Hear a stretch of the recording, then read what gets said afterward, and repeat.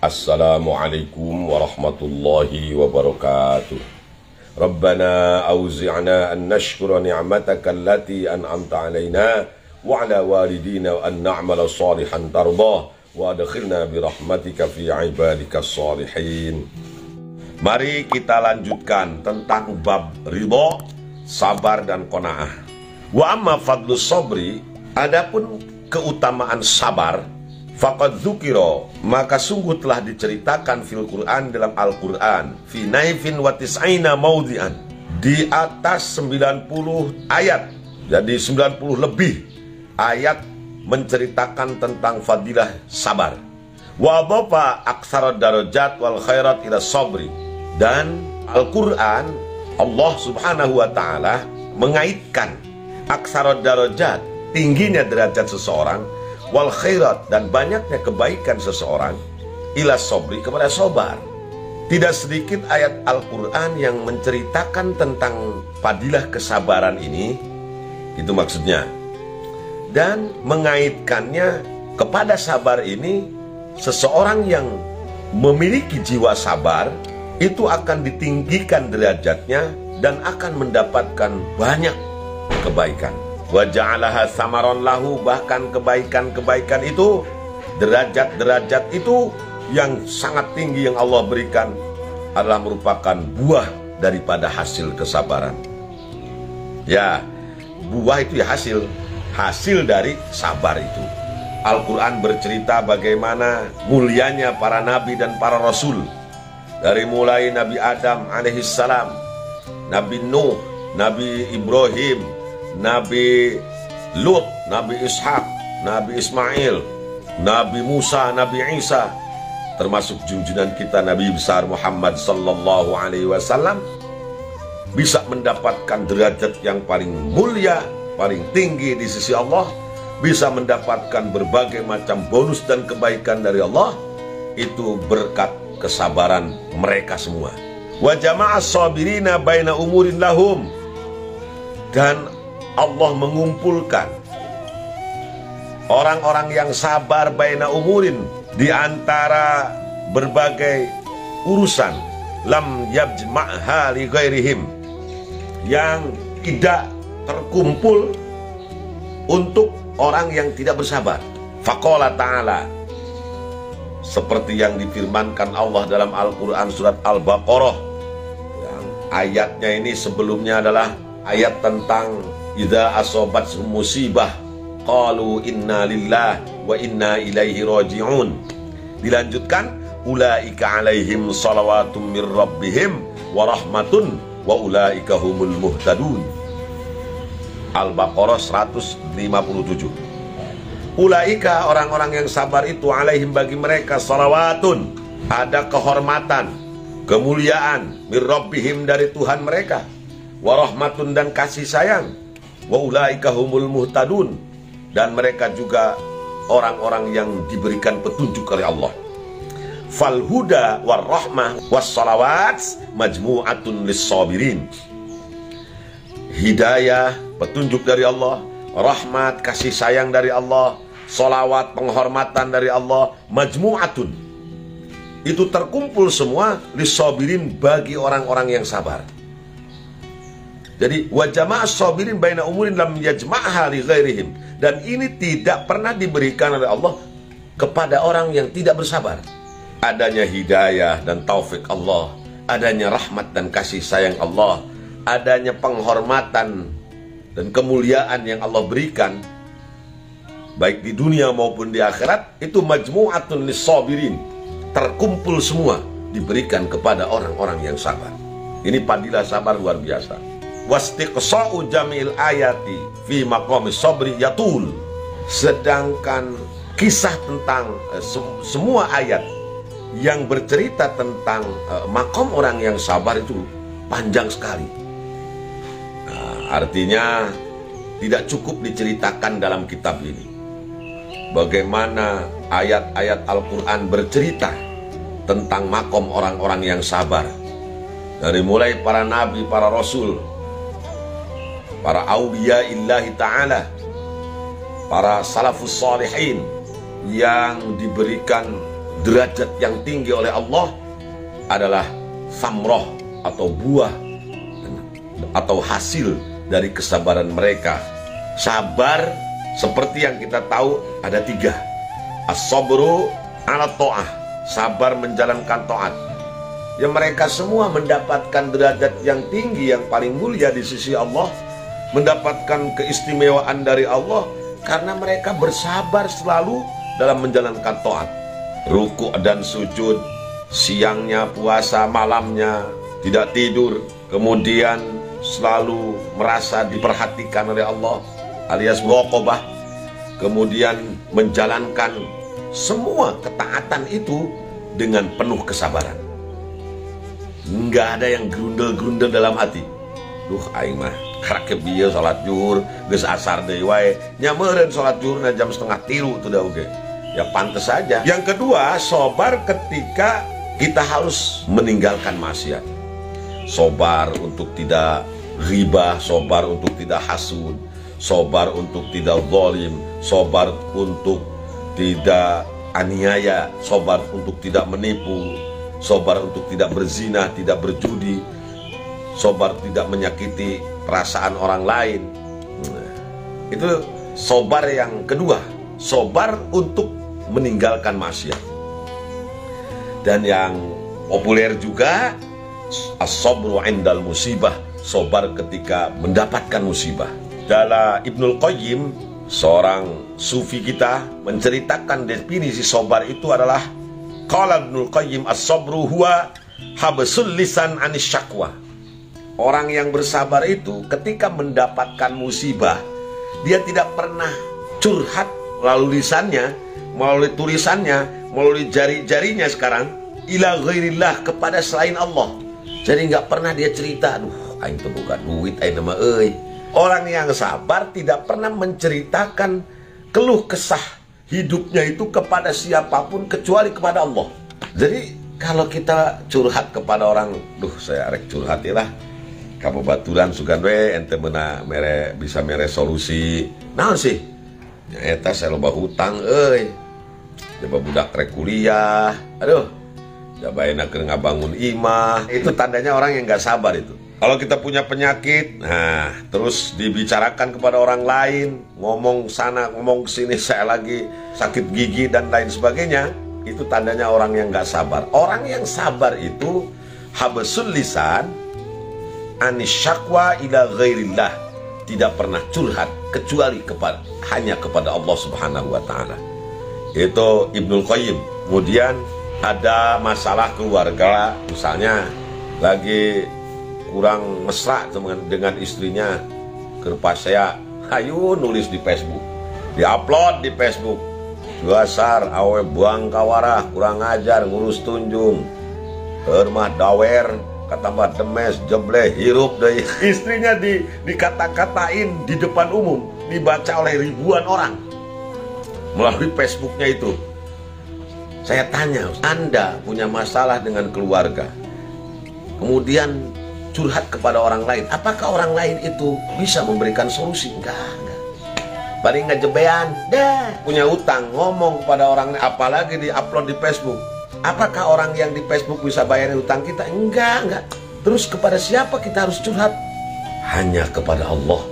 Ya kalau kita merasa bahwa Allah ini Tuhan kita, dan kita yakin bahwa masalah ini memang hakikatnya diciptakan oleh Allah, ya, walaupun syariatnya macam-macam karena kita sendiri, tapi hakikatnya itu adalah takdir Allah, maka janganlah kita mengadukan semua masalah hidup kita kepada orang lain kecuali hanya kepada Allah. Itu sabar itu. Allah, tengah malam kita bangun di saat orang lain sedang terlelap dengan tidurnya, dibuai dengan mimpi-mimpi indahnya.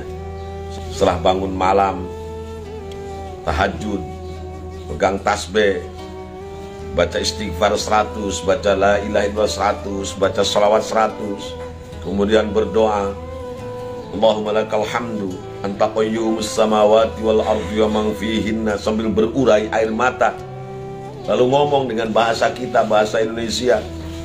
Kalau kita orang Sunda ngomong dengan Sunda, ya Allah, abdi rumah seueur dosa Gusti hapunten abdi Allah. Upami teh amah naon anu ku abdi kaalaman ieu mangrupikeun tegoran kanggo abdi Gusti. Abdi nyuhunkeun hapunten abdi rumah seueur dosa Gusti. Upami teh amah naon nu kaalaman pahit kanggo abdi ieu sebagai ujian kanggo abdi, nyuhunkeun abdi disabarkeun Gusti. Enggal kaluarkeun abdi tina ieu kararepet, curhat kepada Allah sambil berlinang air mata. Allah itu senang sekali kalau ada hambanya yang bangun, khususnya di malam yang terakhir itu ya, di akhir malam jam 2, jam 3, jam 4 sambil berlinang air mata. Allah sangat senang sekali dengar curhatannya hambanya itu, dan pasti curhatannya akan dikabulkan Allah. Jadi sekali lagi sabar itu habsul lisan anis syakwa ila ghairillah. Yang pertama. Yang kedua, wal qalbi, habsul qalbi maksudnya anit tasakhut, dan hati kita nggak grundel, nggak marah, khususnya marah kepada Allah. Jikalau ada kita ngaku sabar tapi hati masih, aduh kok begini amat nasibku ya, nah nggak sabar itu. Wal jawarih anil latmi wa syakis siyab wa nawiha, dan juga dibuktikan dengan anggota tubuh kita dari mulai mata, telinga, mulut, tangan sampai kaki, tidak memperlihatkan seseorang yang perilaku seseorang yang putus asa. Jadi intinya sabar itu adalah tidak curhat kecuali kepada Allah, tidak mengadukan nasib kita, tidak mengadukan apa yang kita alami dari kepahitan ini kepada seseorang, kepada orang lain, kepada manusia, kepada hamba. Dia hanya mengadukan semuanya kepada Allah Subhanahu wa Ta'ala. Itu sabar yang sesungguhnya. Nah, sabar ini masih levelnya di bawah ridho. Kalau ridho itu sudah tidak peduli, ya, sudah tidak pernah curhat kepada Allah, sudah tidak ada lagi, ya kepada Allah saja nggak ngomong. Orang yang ridho itu ya sudah terima saja. Maka farrodi sobirun wasobir kodmuni anir ridho. Orang yang ridho itu pasti dia akan sabar, sedangkan orang yang sabar belum tentu bisa ridho. Wa ammal akhbar, adapun hadis yang bercerita tentang sabar, faqad qala sallallahu alaihi wasallam, maka sungguh telah bersabda junjungan kita Rasulullah sallallahu alaihi wasallam, as-sabru nisful iman. Ini sahih tapi mauquf. As-sabru, sabar itu nisful iman, adalah separuh daripada iman, setengah dari iman, 50%. Jadi sabar itu setengahnya iman. Ukuran iman seseorang itu dilihat dari kesabarannya. Imannya bagus nggak ini? Oh, dia sabar, diuji sakit, nggak pernah ngomong sama siapapun, banyak utangnya, nggak pernah bicara, minta-minta sama siapapun, nggak. Tapi dia baik orangnya, sabar, bisa menerima musibah, dan dia tidak putus asa, maka berarti imannya juga bagus itu. Tetapi kalau orang tidak bisa sabar, tidak bisa, ya tadi itu, sabar menjalankan taat, sabar meninggalkan maksiat, sabar ketika datang musibah, maka imannya juga dipertanyakan. Karena as-sabru nisful iman, kesabaran adalah setengahnya daripada iman. Wa qala sallallahu alaihi wasallam, min aqalli ma utitum al-yaqinu wa azimatus sabri. Dari sesuatu yang istimewa yang Allah berikan kepada kalian semua, kata Kangjeng Nabi, dua itu. Al-yaqin, satu keyakinan. Yakin itu jika 100% dalam hati kita, tidak ada 0,0 sekian persen berkurang sedikit pun, tidak ada kurang, namanya yakin. Jadi ada waham, ada syak, ada dhon, ada yakin. Kalau waham itu 25% percaya, 75% ragu-ragu. Kalau syak itu 50-50. Percaya, antara percaya dan tidak percaya sama, itu namanya syak, ragu-ragu. Ada juga zon. Kalau zon itu lebih cenderung ke percaya, 75% percaya, 25% ragu-ragu. Yang 100% namanya yakin. Itu dalam usul fikih demikian. Ya. Jadi ada waham, ada syak, ada dhon, ada yakin. Beruntunglah kita diberikan keyakinan oleh Allah. Yakin adanya Allah, yakin adanya hari kiamat, yakin adanya nikmat dan siksa kubur, yakin adanya pertanyaan di alam kubur, yakin adanya yaumul hasyr, yakin adanya yaumul bi'tsah, yakin adanya hisab, yakin adanya sirat, yakin adanya surga dan neraka. Kalau ada orang atau kita sajalah, kita diberikan yakin, maka itu keistimewaan. Salah satu keistimewaan yang Allah berikan kepada kita. Yang kedua, wa azimatus sabri. Azimah itu keinginan yang kuat. Namanya azimah itu. Keinginan yang kuat untuk selalu bersabar. Nah, sabar itu merupakan keistimewaan yang Allah berikan kepada hamba-hambanya yang teristimewa, yang diistimewakan oleh Allah. Para nabi, para rasul, para wali, ya termasuk kita juga.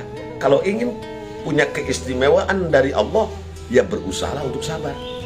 Azimahnya, keinginan kuat untuk bersabar, dibarengi dengan keyakinan, itu dua hal yang merupakan anugerah terbesar yang Allah berikan kepada hamba-hambanya. Wa man u'tiya hadzuhu minhuma lam yubali bima fatahu min qiyamil lail wa siyamin nahar. Wah, ini luar biasa ini. Barang siapa yang diberikan, mendapatkan anugerah itu, dia punya keyakinan yang kuat, dia punya kesabaran yang tangguh, maka lam yubali bima fatahu min qiyamil lail wa siyamin nahar. Nggak peduli dia itu tidak pernah bangun malam, dia tidak pernah puasa Senin Kemis, yang penting dia yakin dan punya kesabaran, maka dia mendapatkan anugerah terbesar yang Allah berikan kepadanya. Ilamun sabar mah mun boga yakin jeung sabar, geus teu kudu hudang peuting, geus teu kudu puasa Senin Kemis, sudah menjadi hamba Allah yang terbaik itu. Ya cuma ya yakin dan sabar itu kan adanya di hati tuh. Dan ukurannya itu tentu ada tandanya. Ya tanda orang sabar ya suka bangun malam. Tanda orang yang sabar suka puasa Senin Kemis. Tanda orang yang sabar suka berbagi dengan sesama. Tanda orang yang yakin juga demikian. Masa orang yakin gak pernah mau berdoa sama Allah? Masa orang yakin gak pernah mau dekat sama Allah? Katanya yakin, katanya sabar gitu. Ini hanya bahasa ungkapan dari Kangjeng Nabi. Jika kalian diberikan sabar dan yakin, ya nggak usah puasa tiap hari, nggak usah bangun tiap malam, sudah bagus banget itu, anugerah dari Allah. Ya padahal ya bangun malam dan puasa di siang hari itu merupakan tanda orang yang yakin dan orang yang sabar. Wala antasbiru ala ma antum alaihi ahabba atau ahabbu ila ilayya min ayyuafiyani kullum ri'in minkum bimisli amali jami'ikum. Kalian bisa bersabar ala ma antum alaih, terhadap sesuatu yang berat yang dirasakan oleh kalian, kepakiran, kemiskinan, kesusahan, kerepotan, kebingungan, kebimbangan, kesedihan. Itu kan sesuatu yang tidak mengenakan bagi kita semua. Dan kalian bisa bersabar atas semua itu lebih aku cintai, lebih aku sukai min ayyuafiyani kullum ri'in minkum bimisli amali jami'ikum, daripada kalian bisa menjalankan semua yang aku perintahkan kepada kalian, ya. Semua amal itu dilakukan, dijalankan dengan semuanya, tetapi kalian tidak memiliki kesabaran. Ngapain kalian bangun tiap malam? Ngapain kalian Senin puasa setiap hari Senin dan Kamis? Ngapain kalian berbagi dengan sesama tetapi tidak punya rasa sabar di dalam hati? Kata Kangjeng Nabi, adanya kesabaran di dalam hati kalian itu lebih baik daripada kalian bisa menjalankan semua yang aku perintahkan itu. Walakinni akhafu an taftaha alaikumud dunya, an tuftaha alaikumud dunya ba'di fayunkiru ba'dukum ba'da wa yunkirukum ahlus sama inda dzalika.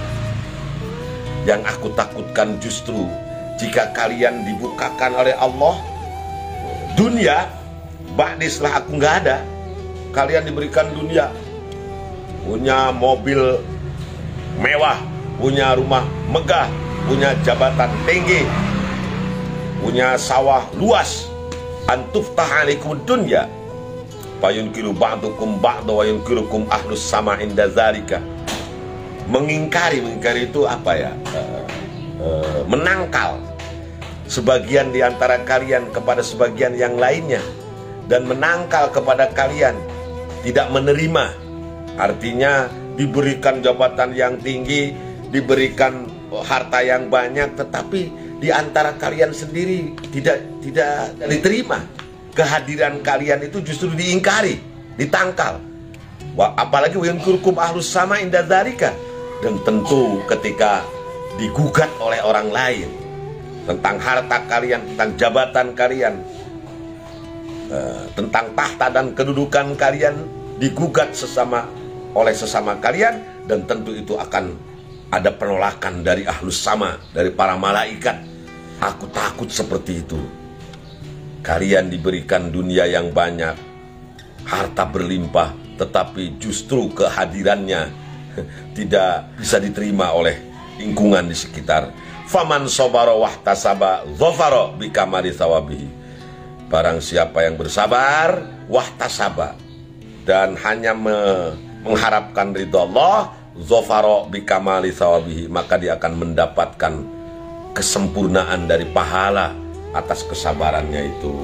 Ya, mudah-mudahan saja kita semua diberikan hati yang sabar, yang lapang dada, menerima semua kejadian yang menimpa kita, khususnya yang pahit, yang dirasakan tidak enak bagi kita, kita terima dengan lapang dada.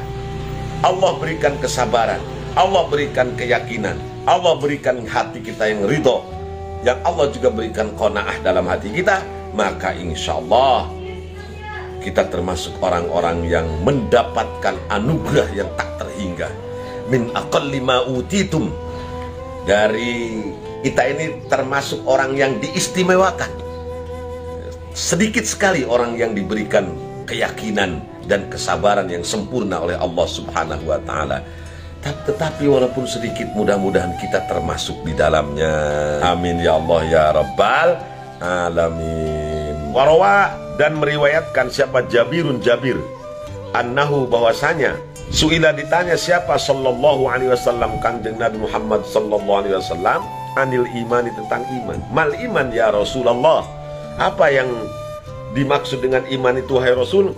Rasul menjawab, as-sabru was-samahah. Iman itu cuma dua kok. Pertama sabar, yang kedua samahah. Samahah itu dalam beberapa kamus saya lihat luhur budi, punya akhlak, punya etika, punya moral, punya attitude yang baik.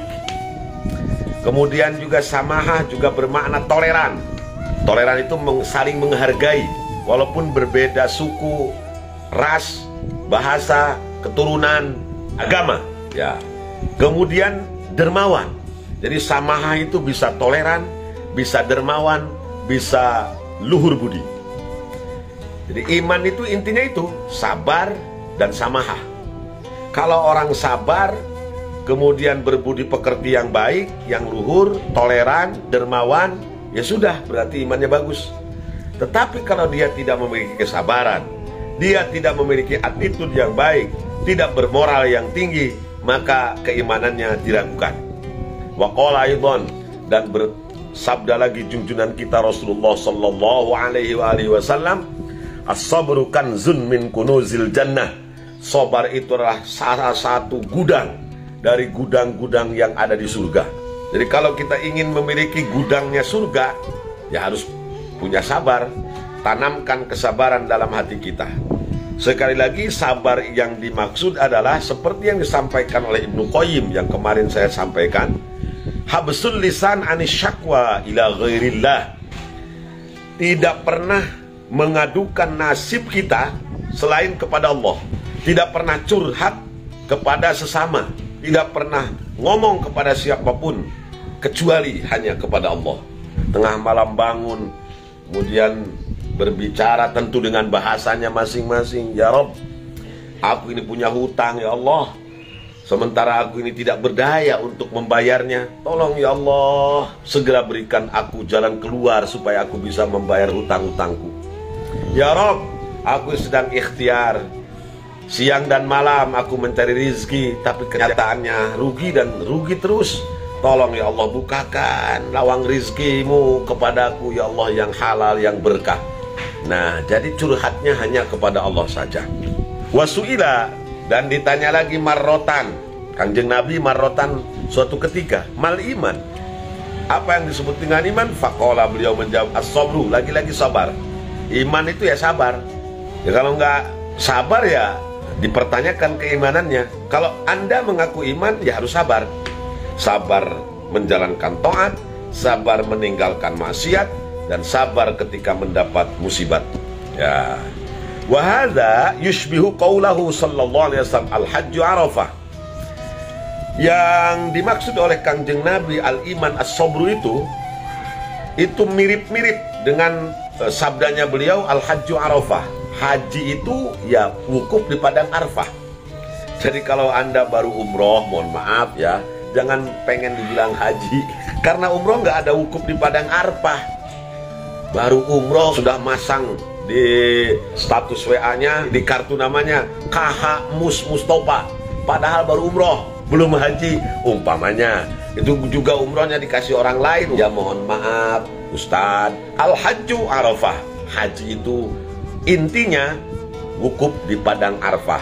Artinya memang rukun haji yang tidak ada pada rukun umroh, ya wukuf itu di padang Arafah. Ya. Maknanya daripada al-hajju Arafah itu mu'azzamul haji Arafatu. Isim ghairul munsharif Arafah itu. Jadi jangan dipakai tanwin. Yang diagungkan pada haji itu, rukun haji yang paling utama yaitu ya di wukuf di padang Arafah tadi. Jadi kalau umroh kan nggak ada wukufnya itu, maka dia tidak termasuk dalam kategori haji, karena haji itu ya Arafah. Demikian juga al-iman as-sabru, ay mu'azzamul iman as-sabru, yang diistimewakan dalam iman itu ya sabar. Ya, yang diutamakan, yang diagungkan dalam keimanan itu ya adanya kesabaran itu. Seperti sabda Nabi al-hajju Arafah, yang diutamakan pada haji itu yaitu wukuf di padang Arafah. Wa qala aidan, dan bersabda lagi junjungan kita Rasulullah sallallahu alaihi wasallam, afdalul a'mali ma akrahat alaihin nufusu. Amal yang paling utama itu adalah amal yang ketika nafsu kita, keinginan kita berat untuk melaksanakannya. Contoh, bangun malam itu kan berat sekali. Makanya bangun malam itu pahalanya gede banget, karena ya hoream itu adalah malas. Jadi kalau hati kita malas, itu berarti amal itu gede tuh pahalanya tuh. Malas bangun malam, malas sholat subuh, malas bantuin orang, malas bekerja untuk cari duit demi anak istri, malas apa lagi ya? Ya pokoknya yang malas baca Quran, malas baca sholawat, malas ngajar ngaji, malas ngajar santri, itu kan malas banget itu kalau nggak maksain ngajar santri itu. Makanya saya salut sama Al-Mukarram, guru kita Kiai Haji Bunyamin Ruhiyat, ya guru kita dari Cipasung.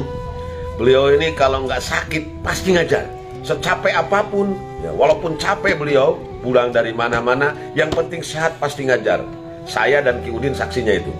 Nah itu jadi contoh, jadi suri tauladan buat kita ya. Jadi ma'akrohat alaihin nufus, pokoknya yang ngandung kemalasan itu pahalanya gede itu. Apa saja? Au kama qala Rasulullah sallallahu alaihi wasallam. Jadi kalau amal yang biasa kita lakukan, yang tidak ada unsur malas ya, itu artinya pahalanya biasa-biasa aja. Nggak terlalu banyak, nggak terlalu gede. Misalnya kita biasa sholat zuhur, asar, maghrib, isya, nah itu kan udah biasa tuh.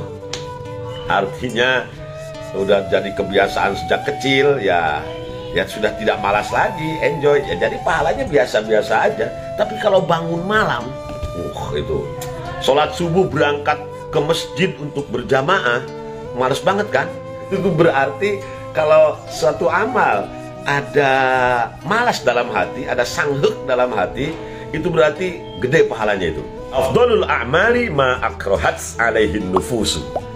Sesuatu yang malas dilakukan, itu berarti gede pahalanya itu.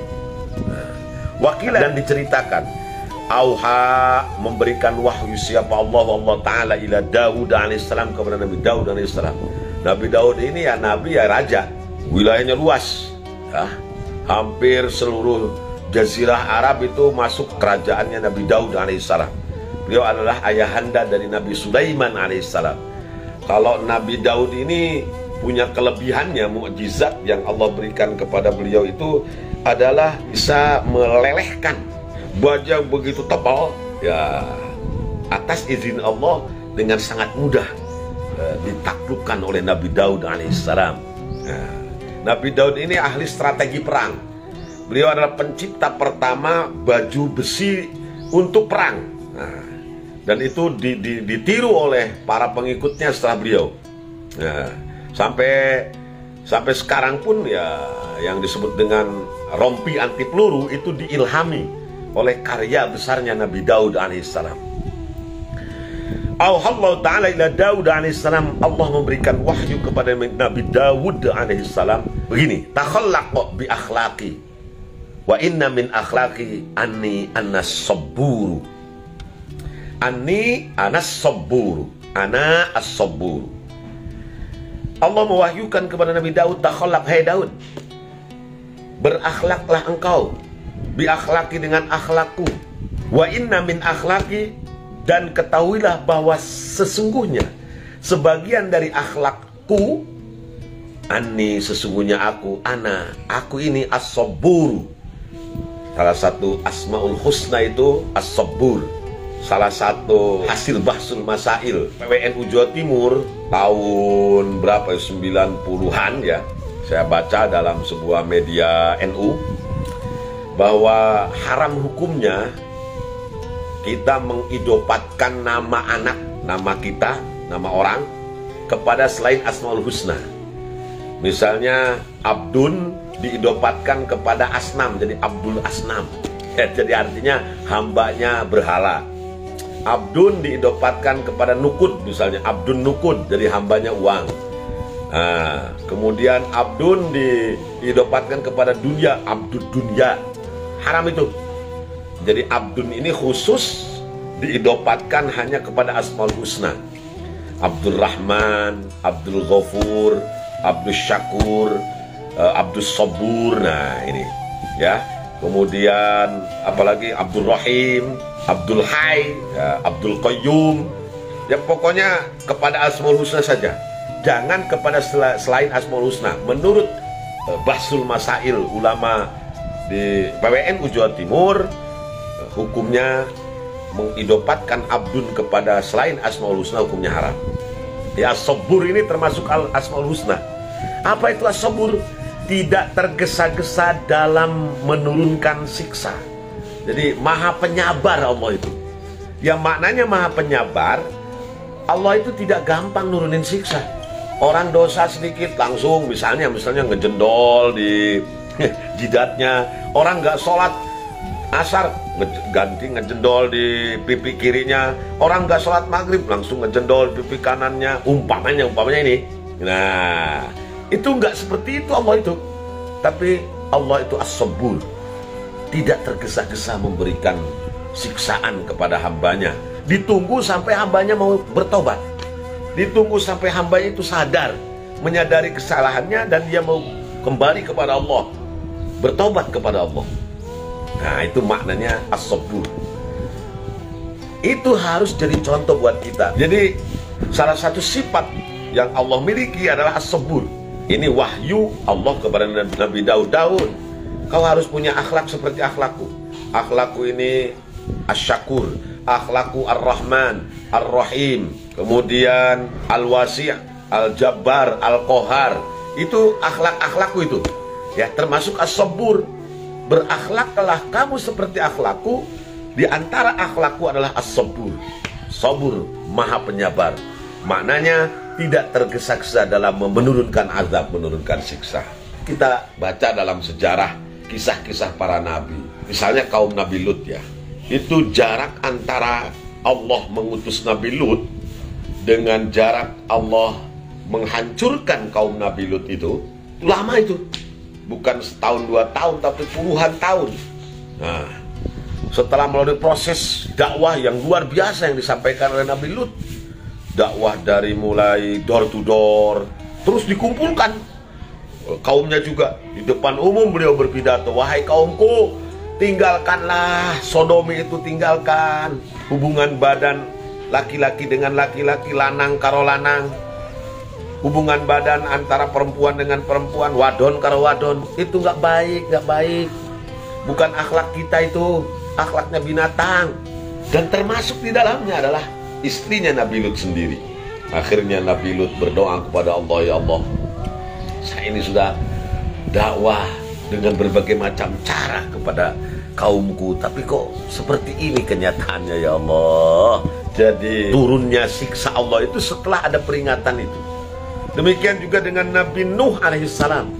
Anda jangan bayangkan bahwa turunnya azab kepada Nabi Nuh alaihissalam itu begitu cepat. Enggak, tetap melalui proses. Firman Allah kepada Nabi Nuh alaihissalam, hei Nuh, kamu harus bikin perahu. Di mana ya Allah? Di atas gunung. Anda tahu nggak?